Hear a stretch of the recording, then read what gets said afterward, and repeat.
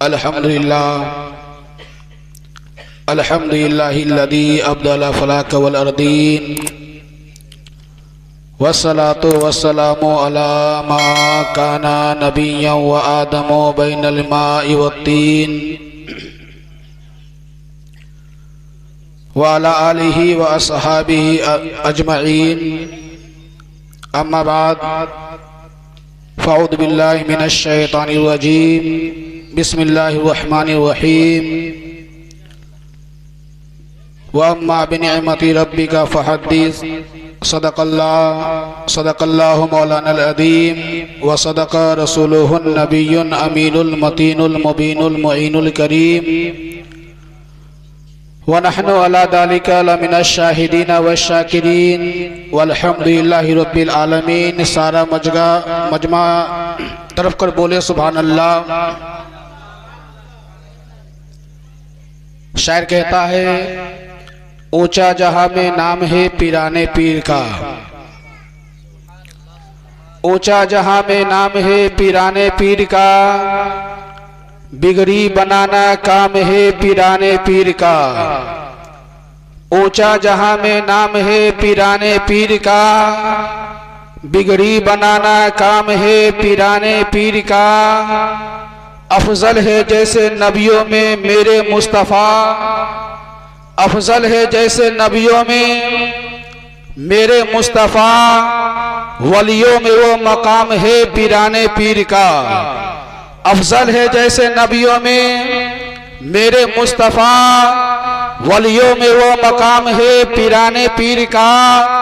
और मुनकर नकीर कब्र से ये कह के चल दिए, मुनकर नकीर कब्र से यूं कह के चल दिए, सोने दो ये गुलाम है पीराने पीर का। मुनकर नकीर कब्र से यूं कह के चल दिए, सोने दो ये गुलाम है पीराने पीर का। सोने दो ये गुलाम है पीराने पीर का। हजरात आइए बड़ी तेजी के साथ दुरूद व सलाम का नज़ारा अकीदत व मोहब्बत के साथ पेश करें। पढ़िए बाबा से बुलंद अल्लाहुम्मा सल्ली अला सैयदना शफीअना मौलाना मलजाना मोहम्मद बारिक व सलीम सलातो व सलामन अलैका या रसूलल्लाह सल्लल्लाहु तआला अलैहि वसल्लम। हजरात मैंने मौजू लिया है व अम्मा बिनिअमति रब्बिका फ़हद्दिस, अपने रब की नेमत का खूब खूब चर्चा किया करो। नेमत से मुराद औलाद रब की नेमत है, नेमत से मुराद जान रब की नेमत है, नेमत से मुराद जिस्म नब की रब की नेमत है, नेमत से मुराद हाथ रब की नेमत है, नेमत से मुराद पांव रब की नेमत है, नेमत से मुराद आंखें रब की नेमत है, नेमत से मुराद जबान रब की नेमत है, नेमत से मुराद पूरा जिस्म रब की नेमत है। तो ये नेमत समझ में आ गई कि नेमत जो है रब की नेमत का खूब खूब चर्चा किया करे। हमारे पास जमीन और जायदाद है तो रब की नेमत है, औलाद है तो रब की नेमत है, माँ बाप है तो रब की नेमत है, हम है तो रब की नेमत है, उलमा है तो रब की नेमत है, फुक़हा है तो रब की नेमत है, मुहक्किक है तो रब की नेमत है, मुदब्बिर है तो रब की नेमत है, पूरी दुनिया है तो रब की नेमत है। तो रब की नेमत का खूब खूब चर्चा किया करे। अब बात समझने की बात है ना? सुनिए, रब की नेमत का चर्चा करने से मुराद क्या है? हाथ है हिदायत के लिए, जबान है हिदायत के लिए, कान है हिदायत के लिए, आंखें है हिदायत के लिए, पांव है हिदायत के लिए, सर है हिदायत के लिए। जब हिदायत के लिए आंख भी है, हिदायत के लिए जबान भी है, हिदायत के लिए नाक भी है, हिदायत के लिए कान भी है, हिदायत के लिए पांव भी है। तो इंसान का वजूद पूरे सही सलामत है। आंख भी मौजूद है, हाथ भी मौजूद है, पांव भी मौजूद है, कान भी मौजूद है, जबान भी मौजूद है। तो रब्बे कायनात ने इंसान के सर में एक छोटा सा दिमाग दिया। तो दिमाग क्यों दिया? हालांकि हाथ दिया तो दिमाग देने की जरूरत न पड़ती, जबान दिया तो दिमाग क्यों दिया, आंखें दिया तो दिमाग क्यों दिया, कान दिया तो दिमाग क्यों दिया? तो उलमा बताते हैं कि सुन लो, हाथ हिदायत हिदायत के लिए, जबान है हिदायत के लिए, कान है हिदायत के लिए, पाँव है हिदायत के लिए। जहाँ पे हाथ काम करना बंद कर दे, जहाँ पे जबान काम करना बंद कर दे, जहाँ पे आंखें काम करना बंद कर दे, जहाँ पे मुंह काम करना बंद कर दे, जहाँ पे जबान काम करना बंद कर दे, वहाँ पे दिमाग काम क्या करता है। तो मैं इन उलमा की मौजूदगी में बोलने की कोशिश कर रहा हूँ। मैंने इन उलमा से सवाल किया, आप ही बता दीजिए, जब हाथ हिदायत के लिए है, जबान हिदायत के लिए है, कान हिदायत के लिए है, आंखें हिदायत के लिए है, जब हिदायत के लिए सारी चीजें मौजूद है, तो इंसान के सर में दिमाग क्यों दिया। तो उलमा कहते हैं जहाँ पे हाथ काम करना बंद कर देता है वहाँ पे दिमाग का काम करता है, जहाँ पे आंखें काम करना बंद कर देता है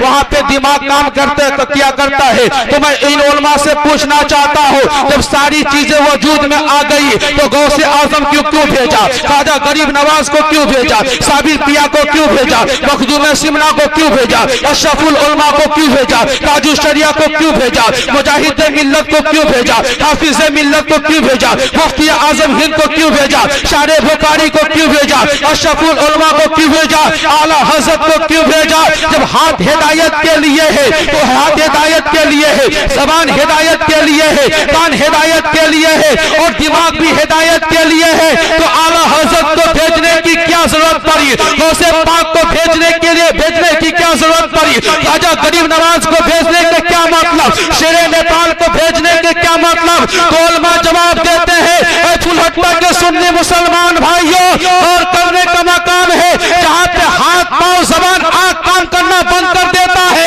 वहाँ पे दिमाग काम करता है, और जहाँ पे दिमाग काम करना बंद कर देता है वहाँ पे गौसे आजम काम आते हैं, ख्वाजा गरीब नवाज काम आते हैं, साबिर पिया काम आते हैं, आला हजरत काम आते हैं, मखदूम सिमना काम आते हैं, निजामुद्दीन औलिया काम आते हैं। और यहीं तक के महदूद नहीं, मुल्क नेपाल के अंदर ताता गदा अली शाह काम आते हैं, तहार अली शाह काम आते हैं, अशरफुल उलमा काम आते हैं, और शेरे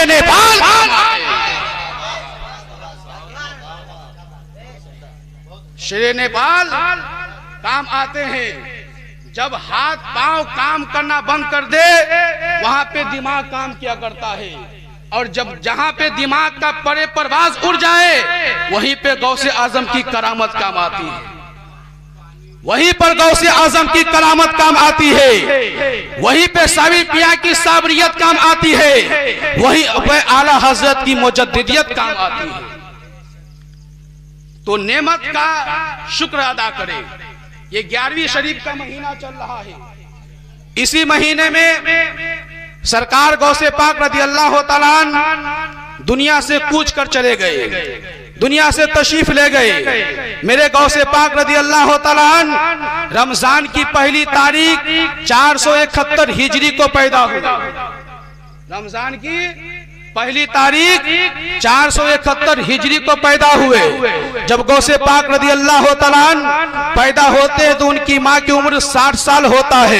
60 साल की उम्र में गौसे पाक पैदा होते हैं। गौर करने का मकाम है, हम बड़े पीर दस्तगीर के नाम का नारा लगाते हैं, गौसे पाक के नाम का नारा लगाते हैं, गौसे पाक का दामन नहीं छोड़ेंगे, आला हजरत के नाम का नारा लगाते हैं, आला हजरत का दामन नहीं छोड़ेंगे। लेकिन गौर करने का मकाम है मुसलमानों, गौसे पाक रज़ी अल्लाह तआला अन्हु रमजान की पहली तारीख में दुनिया में तशरीफ लाते हैं। जब रमजान की पहली तारीख को गौसे पाक रज़ी अल्लाह तआला अन्हु तशरीफ लाते हैं तो आपकी माँ उम्मुल खैर फातिमा रज़ी अल्लाह तआला अन्हा गौसे पाक को दूध पिलाने के लिए चाह रही थी, लेकिन मेरे गौसे पाक रज़ी अल्लाह तआला अन्हु दूध नहीं पीते हैं, अपनी माँ की छाती से मुंह नहीं लगाते हैं। गौसे पाक रज़ी अल्लाह तआला अन्हु को दूध पिलाने की बारहा कोशिश की जा रही थी, लेकिन गौसे पाक दूध नहीं पीते हैं। आखिरकार हजरत उम्मुल खैर फातिमा रोने लगती है, चेहरा मायूस हो जाता है, दिल गमगीन हो जाता है। हजरत उम्मुल खैर फातिमा मायूसी के आलम में सोचती है कि 60 साल की उम्र में रब्बे कायनात ने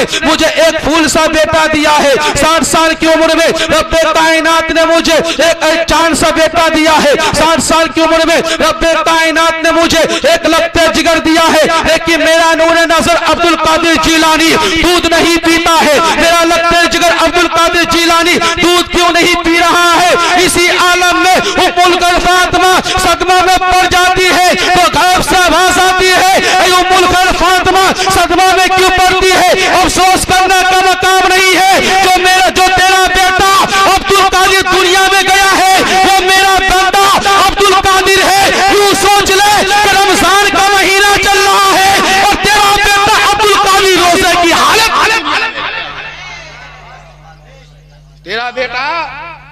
अब्दुल कादिर जिलानी रोजे की हालत में दुनिया में गया। तो इससे ये पता चला कि मेरे बड़े पीर दस्तगीर गौसे पाक रज़ी अल्लाह ताला अन्हु रमजान शरीफ की पहली तारीख को दुनिया में तशरीफ लाए तो रोजे की हालत में तशरीफ लाए। सुभान अल्लाह, रोजे की हालत में तशरीफ लाए।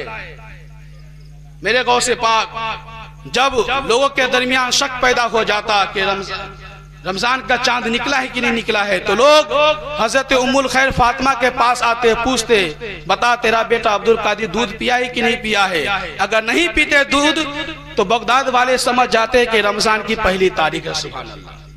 अगर दूध नहीं पीते तो बगदाद वाले यूं समझ जाते कि रमजान की पहली तारीख है। गौसे पाक की करामत, बहुत सारी करामत है।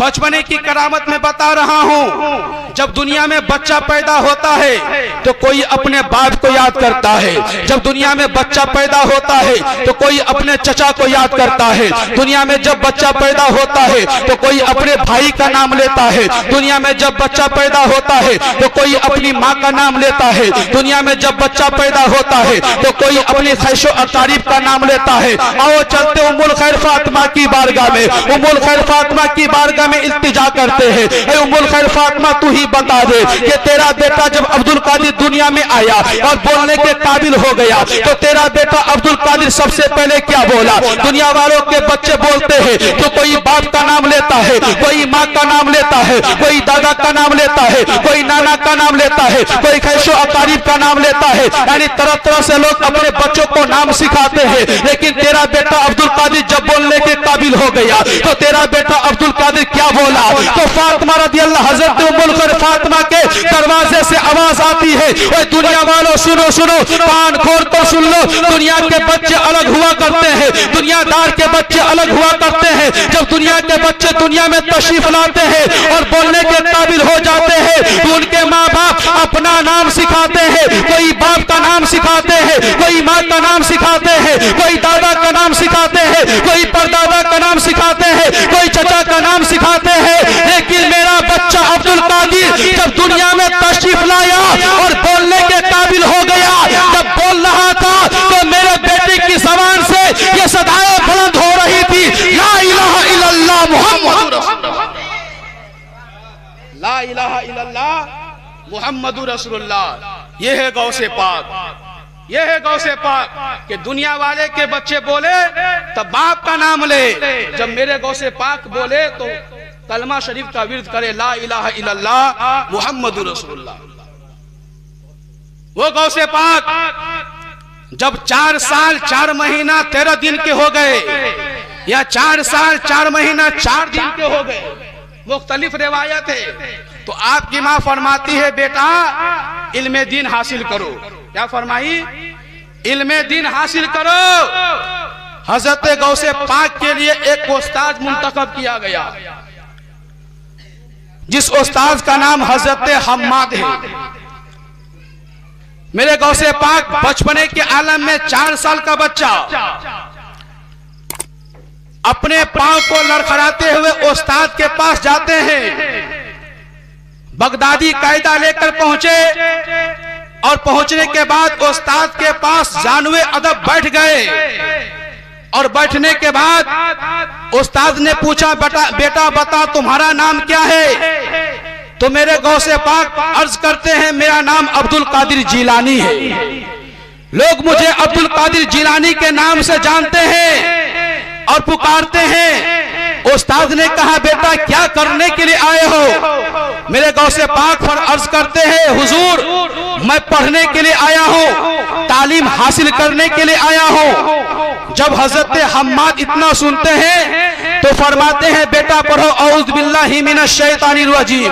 मेरे गौसे पाक पढ़ना शुरू कर देते हैं औज़ बिल्लाहि मिनश शैतानिर रजीम। उसके बाद गौसे पाक से फरमाते हैं बिस्मिल्लाह शरीफ पढ़ो। मेरे गौसे पाक बिस्मिल्लाह शरीफ पढ़ते हैं। बस उस्ताद का कहना था औज़ बिल्लाह पढ़ो, बिस्मिल्लाह पढ़ो। मेरे गौसे पाक ने औज़ बिल्लाह से शुरू किया, बिस्मिल्लाह पढ़ना शुरू कर दिया और बिस्मिल्लाह पढ़ने के बाद मेरे गौसे पाक ने अली बा तासा नहीं पढ़ा है, मेरे गौसे पाक ने अली बातासा नहीं पढ़ा, बल्कि मेरे गौसे पाक ने जब पढ़ना शुरू किया है तो अल्हम्दुलिल्लाह से शुरू किया है। मेरे गौसे पाक ने पढ़ना शुरू किया है तो अल्हम्दुलिल्लाह से पढ़ना शुरू किया। यहाँ तक कि आलम था हजरत गौसे पाक रज़ियल्लाहु तआला अन्हु बचपने के आलम में हजरत हम्माद के पास जब सबक पढ़ने के लिए गए हैं तो अल्हम्दुलिल्लाह से शुरू करते हैं, अल्हम्दुलिल्लाहि रब्बिल आलमीन, अलिफ लाम मीम पढ़ते हैं, सयकूल पढ़ते हैं, तिलका रसूल पढ़ते हैं, रन तरारुल बिर्रा पढ़ते हैं, वल मुहसिनात पढ़ते हैं, ला युहिब्बुल्लाह पढ़ते हैं,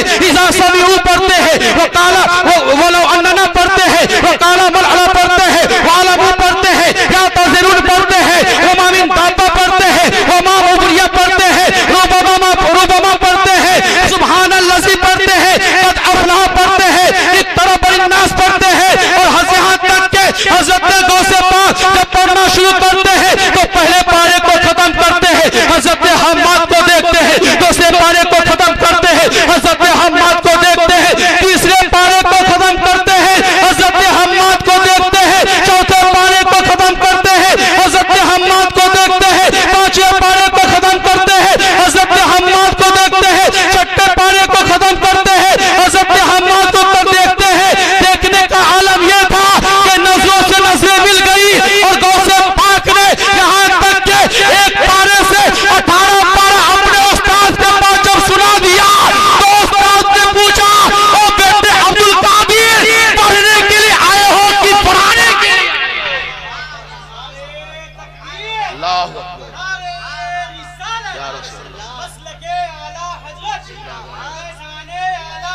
जिंदाबाद जिंदाबाद। हजरत हम्माद पूछते हैं, ओ बेटा अब्दुल कादिर, पढ़ने के लिए आए हो कि पढ़ाने के लिए आए हो? इंसान के बच्चे हो या जिन्नात के बच्चे हो? हजरत गौसे पाक अब्दुल कादिर अर्ज करते, हुजूर मैं पढ़ने के लिए आया हूँ, पढ़ाने के लिए नहीं आया हूँ। तब उस्ताद ने कहा था, बेटा ये बता तूने 18 पारे कहाँ से याद किए हैं? तब उस्ताद ने कहा था, बेटा ये बता तूने 18 पारे का हाफिज कैसे बन गया? तब जाकर हजरत गौसे पाक अब्दुल कादिर जिलानी बचपने के आलम में जवाब देते हैं, उस्ताद से कहते हैं, और मेरे उस्ताद सुन लीजिए, एक स्कूल एक मदरसा माँ का गोद हुआ करता है, एक मदरसा जमीन पे हुआ करता है, एक मदरसा माँ के पेट में हुआ करता है। और मेरे उस्ताद सुन लीजिए, मेरी माँ हाफिज कुरान थी, मेरा बाप भी हाफिज कुरान था। जब मेरी माँ कुरान की तिलावत क्या करती, फजर की नमाज पढ़ती, कुरान की तिलावत करती, जोहर की नमाज पढ़ती, कुरान की तिलावत करती, असर की नमाज पढ़ती, कुरान की तिलावत करती, मगरिब की नमाज पढ़ती, कुरान की तिलावत करती, इशा की नमाज पढ़ती, कुरान की तिलावत करती, वजू करती, कुरान की तिलावत करती, काम करती, कुरान की तिलावत करती, घर में काम करती, कुरान की तिलावत करती, घर की सरो सफाई करती, कुरान की तिलावत करती, सोने को जाती तो कुरान की तिलावत करती, सुबह बेदार होती तो कुरान की तिलावत करती। मामूल ये था कि जब भी मेरी माँ कोई काम करती तो कुरान की तिलावत करती, और कुरान की तिलावत करने का असर यह हुआ कि मैं अपनी माँ की पेट में 9 महीने के अंदर था, और 9 महीने के अंदर मैंने अपनी माँ की पेट में, जब मेरी माँ कुरान पढ़ती तो मैं अपनी माँ की पेट में कुरान को याद करता था। और करने का आलम यह था कि मैंने अपनी माँ के पेट ही में 18 पारे के हाफिज कुरान हो गया, 18 पारे का हाफिज कुरान हो गया। निगाहे वली में वो तासीर देखी, बदलती हजारों की तकदीर देखी, निगाहे मर्दे मोमिन से बदल जाती है तकदीरें, होकर ज़ौक़े यकी पैदा तो कर जाती है जंजीरें। मेरे गौसे पाक बचपने के आलम में 18 पारा के हाफिज कुरान बन गए। अब यूं सुने, हुजूर गौसे पाक रज़ियल्लाहु तआला अन्हु रास्ते में खेल रहे थे, अचानक एक औरत आती है। हजरत अबू सालेह उस वक्त बहुत ही मशहूर अल्लाह के वली थे, और आपका सिक्का बगदाद में चल रहा था, आपका सिक्का बगदाद में जमा हुआ था। हजरत अबू सालेह के पास एक औरत आती है, उस औरत के पास 6 लड़कियां थी। वो औरत आती है और एक बच्चा पेट के अंदर परवान चल रहा था, एक बच्चा पेट के अंदर पल रहा था। उसका शौहर बोलता है कि सुन ले, आज तू 6 बच्ची की मां बन चुकी है, अगर 7वां बच्चा अगर बच्ची की शक्ल में पैदा हुई तो मैं तुझे तलाक दे दूंगा, मैं तुझे तलाक दे दूंगा। अब औरत की जात डर के मारे भीगी बिल्ली की तरह लोगों से पूछती है कि कोई बताने वाला ये बता दे कि मेरे पेट के अंदर क्या है। कोई बताने वाला ये बता दे कि मेरे पेट के अंदर क्या है। लोगों ने कहा कि फला जगह चला जा, एक अल्लाह के वली रहते हैं जिनका नाम हजरत अबू सालेह है, वो लौहे महफूज का मुताला करते हैं, वो तेरे पेट के अंदर क्या है अब देख कर बता देंगे। अब वो औरत दौड़ती हुई आती है, आने के बाद हजरत अबू सालेह से कहती, हुजूर मेरी जिंदगी का सवाल है, हुजूर मेरी जिंदगी का सवाल है। हजरत अबू सालेह मूसा जंगी दोस्त फरमाते हैं, ऐ औरत कहना क्या चाहती हो, क्या कहने के लिए आई हो। औरत कहती, हुजूर मेरे पास 6 लड़कियां हैं और एक बच्चा पेट के अंदर परवान चल रहा है। मेरे शौहर ने हुक्म दिया है कि सुन, अगर इस बार तुझे लड़की पैदा हुई ना तो मैं तेरे टांग हाथ को तोड़कर तुझे घर से निकाल दूंगा, तलाक दे दूंगा, तलाक दे दूंगा। आप बता दीजिए हुजूर मेरे पेट के अंदर क्या है, आप बता दीजिए हुजूर मेरे पेट के अंदर क्या है। मैं बहुत ही तमन्ना के साथ, इल्तिजा के साथ आपके बारगाह में आई हूँ। हजरत अबू सालेह फरमाते हैं, ये बताने का वक्त नहीं है, तुम्हारे पेट के अंदर क्या है, जाओ जाओ यहाँ से जाओ। औरत रोती हुई बाहर निकलती है। गौसे पाक बचपने के आलम में खेल रहे थे, देखते हैं कि एक औरत मेरे बाबा जान के बारगाह से वापस आई है रोती हुई।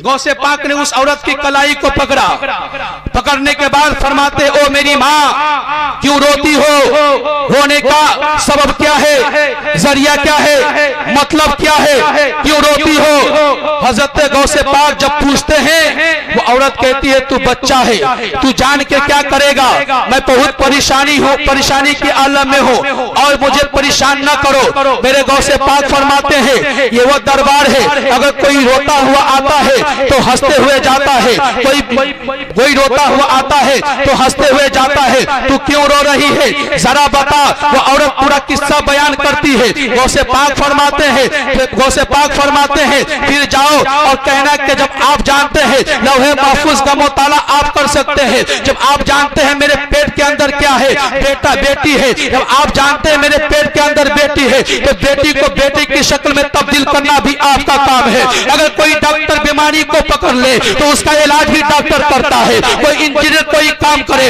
उस काम के बारे में इंजीनियर जानता है। हजरत गौसे पाक की बात को सुनकर वो औरत खुशी से जाती है। फिर हजरत अबू सालेह फरमाते हैं, जल्दी चली जाओ यहाँ से, मैंने कहा जाने के लिए। फिर दोबारा आ गई है, फिर गौसे पाक के बारगाह में औरत जाती है। गौसे पाक फिर धक्के मारकर उस औरत को अपने बाबा जान के पास भेजती है। फिर हजरत अबू सालेह कहते हैं, फिर आ गई, यहाँ से चली जा। फिर गौसे पाक उस औरत की कलाई को पकड़ते हैं, कहते हैं, अरे रोती क्यों है, जल्दी से जाओ, लौहे महफूज का मुताला कर सकते हैं तो तेरी तकदीर को बदलने की सलाहियत रखते हैं, जल्दी जाओ। इतना कहने के बाद 4 मरतबा औरत जाती है। फिर गौसे पाक रज़ियल्लाहु तआला अन्हु के कहने पर 5वीं मरतबा जब औरत जाती है तो हजरत अबू सालेह कहते हैं, अरे तू क्यों नहीं जाती है, कौन तुझे जाने नहीं देता है, इतना सुनना था और करने का मकाम है। मुसलमानों, के सुन्नी मुसलमान भाइयों, गौसे पाक की कलाई को औरत पकड़ कर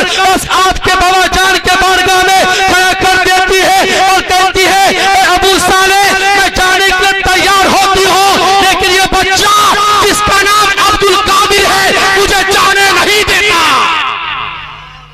जिसका नाम अब्दुल कादिर है मुझे जाने नहीं देता। फिर गौसे पाक अब वली को देखते हैं, वली को देखते हैं। हजरत गौसे पाक अर्ज करते, बाबा जान जब आप लौहे महफूज का मुताला कर सकते हैं, मुआयना कर सकते हैं तो उसमें कुछ तहरीर करने की सलाहियत भी रख सकते हैं। औरत परेशान है, 6 बच्ची पहले सी है, अभी भी इसके पेट में बच्ची है, 7वां बच्ची की मां बनेगी, इसका शौहर इसको तलाक दे देगा, ये कहां जाएगी। हजरत अबू सालेह फरमाते, बेटा अब्दुल कादिर इस काम के करने का हुक्म मैं तुझे देता हूं। बाप ने बेटे को कहा, अरे अब्दुल कादिर सुन ले, इस काम को अंजाम देने का हुक्म मैं तुझे देता हूं। तो गौसे आजम बचपने के आलम में जलाल में आ गए और आने के बाद उस औरत की कलाई को पकड़ते हैं और पकड़ने के बाद कहते हैं, मेरी मां सुन ले, तेरे घर में जितनी बच्चियां थी छेऊ के छेऊ सबके सब लड़के हो गए, सबके सब लड़के हो गए। और यह भी सुन ले, यहाँ एक बेटा तलब करने की बात थी, जहां अब्दुल कादिर ने तुझे सातों के सातों बेटे अता कर दिए। यहाँ पे एक बेटा तलब करने की बात थी, जहां अब्दुल कादिर ने तुझे सातों के सातों बेटे अता कर दिए। वो गौसे पाक है बचपने के आलम में कि अगर औरत एक बेटे की फरियाद लेकर आपके बारगाह में आई तो आपने उस औरत को एक बेटा नहीं बल्कि 7 बेटे अता किए। कितने बेटे? 7 बेटे अता किए, एक जो पेट के अंदर और 6 जो घर के अंदर। जितनी लड़कियां थी सबके सब लड़के हो गए, जितनी लड़कियां थी सबके सब लड़के हो गए। और जो लड़की पेट के अंदर पल रही थी वो भी लड़का में तब्दील हो गया, वो भी लड़का में तब्दील हो गया। इसीलिए होता है और होता रहेगा चर्चा गौसे आजम का। जिंदगी हमारी है तो गौसे आजम की गुलामी में सर्फ करें, अपने आप को गौसे आजम के गुलाम बनकर दिखाएं, ताकि लोग ये समझे कि जाने वाला जो चल रहा है गौसे पाक का गुलाम चल रहा है, गौसे पाक का गुलाम चल रहा है। अगर गुलामे गौसे पाक चले तो चलने का मतलब यह है, चले तो नबी नबी बोले, बैठे तो नबी नबी बोले, सोए तो नबी नबी बोले, जहां जाए वहां नबी नबी बोले। और नबी नबी बोलने का मतलब यह हो कि जिधर जाए उधर अस्सलातु वस्सलामु अलैका सदाक बुलंद करे। चलने का ये मतलब ये होना चाहिए। और हम लोग आज गौसे पाक के नाम का नारा लगाते हैं ना, सुने गौसे पाक किसको कहते हैं? गौसे पाक उसको कहते हैं कि जब गौसे पाक रज़ियल्लाहु तआला अन्हु की बारगाह में फिर एक औरत आती है, अपने बच्चे को आंचल में छुपा कर लेकर आती है। गौसे पाक के दादा जान नाना जान के बारगाह में आती है, हजरत अब्दुल्ला सौमी की बारगाह में आई, उसका बच्चा मर गया था। वो औरत चीखती चिल्लाती हुई हजरत अब्दुल्ला सौमी की बारगाह में आती है और कहती है, अब्दुल्ला सौमी देखिए ना, मेरा बेटा इंतकाल कर गया है, इसको जिंदा कर दीजिए। देखिए ना, मेरे पास एक ही बेटा था, इसके अलावा कोई सहारा नहीं है। मैं बहुत गरीब औरत हो, कमजोर औरत हो, कम ज़र्फ औरत हो।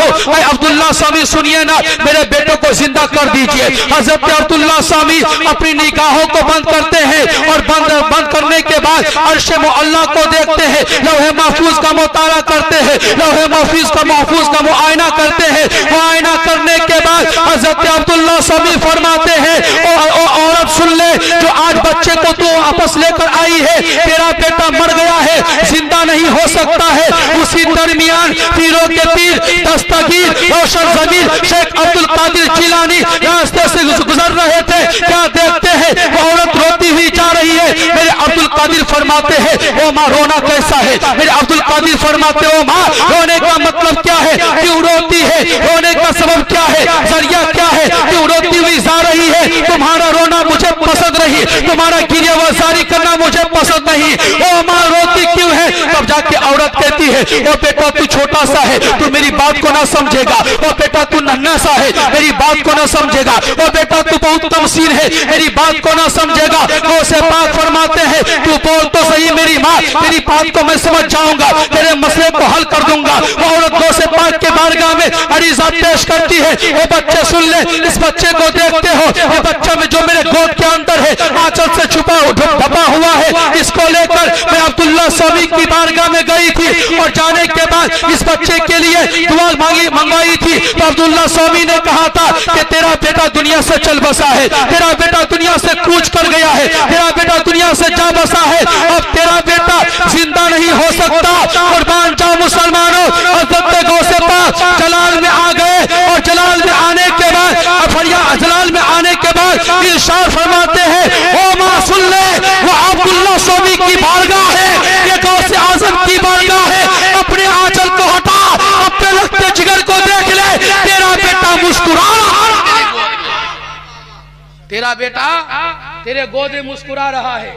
किताबों में आया है कि जब उस औरत ने अपने आंचल को हटाया और हटाने के बाद अपने बेटे को देखती है तो क्या देखती है कि मेरा बेटा जो पहले मर चुका था इस बच्चे के दुआ से अब मुस्कुरा रहा है। सुभान अल्लाह। इस बच्चे की दुआ से मुस्कुरा रहा है। सुभान अल्लाह। जब अब्दुल्ला स्वामी की बारगाह में यह खबर पहुंची तो आपके नाना जान डंडा लेके दौड़ाना शुरू कर दिए कि इतनी सी उम्र में इतनी बड़ी बड़ी बातें कर रहा है। डंडा लेके दौड़ाना शुरू किए। अचानक दौड़ते दौड़ते हजरत गौसे पाक एक कब्रिस्तान से गुजरते हैं और कहते हैं भागो भागो नाना जान आ रहे हैं।